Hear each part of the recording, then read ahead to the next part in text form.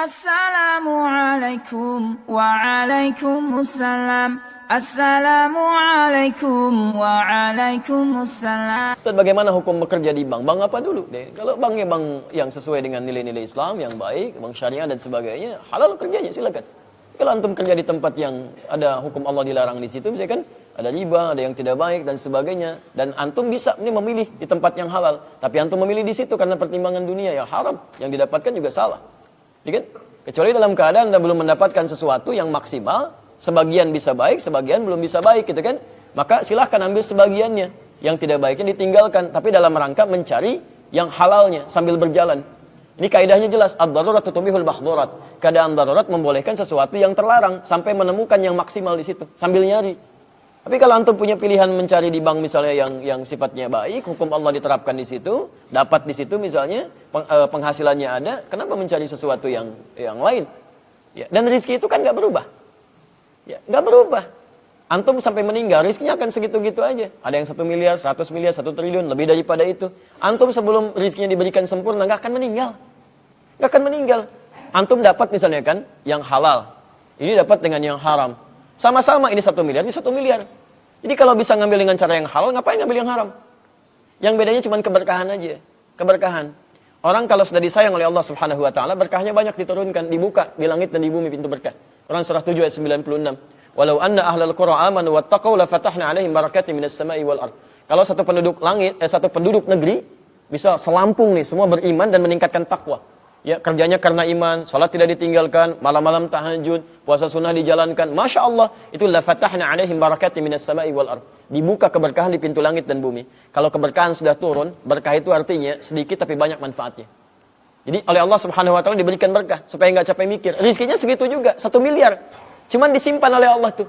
Kamu enggak usah banyak mikir ya, enggak usah banyak mikir. Diturunkan dulu misalnya sebulan, taruhlah misalnya cuma 500.000. Tapi berkahnya luar biasa. Begitu butuh, pas butuh ada, ya.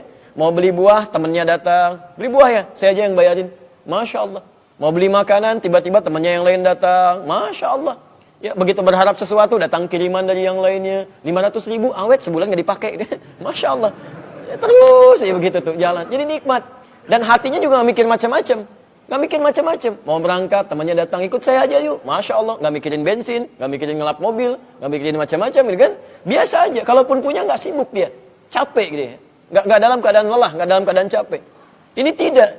Begitu Anda mendapatkan dengan cara yang haram, nah, lawannya nafsu. Keberkahan terkunci, nafsu muncul. Sedangkan sifat nafsu selalu ingin, walaupun belum tentu dibutuhkan.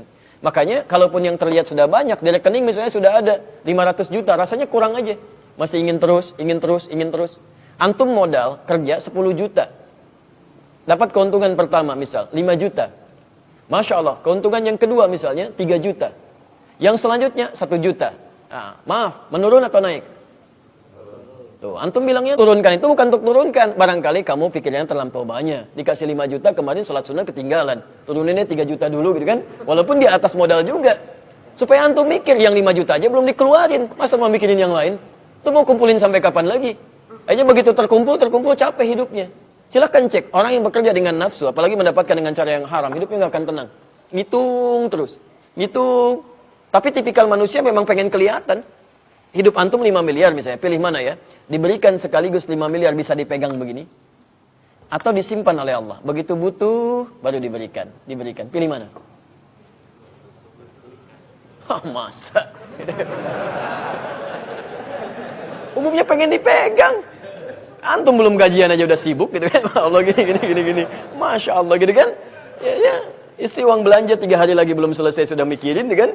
Artinya pengen megang. Itu sifat manusia. Padahal kebanyakan dipegang capek. Begitu sudah semakin banyak, Masya Allah. Tadinya kalau 100.000 masuk dompet. Udah 100 juta. Waduh, kebanyakan nih. Simpan 1 miliar. Berangkas kayaknya, berangkas. Bikin berangkas. Mau tidur, cek dulu barangkali satu kurang situ. Hitungin lagi 1 miliar gitu kan. Sampai subuhnya juga terlambat, tahajud. Enggak, gitu aja semalaman tidur juga enggak. Capek gitu kan. Ini poin yang barangkali dicek ya. Kalau semakin banyak antum meninggalkan ibadah, pasti ada yang salah tuh. Ada yang salah tuh.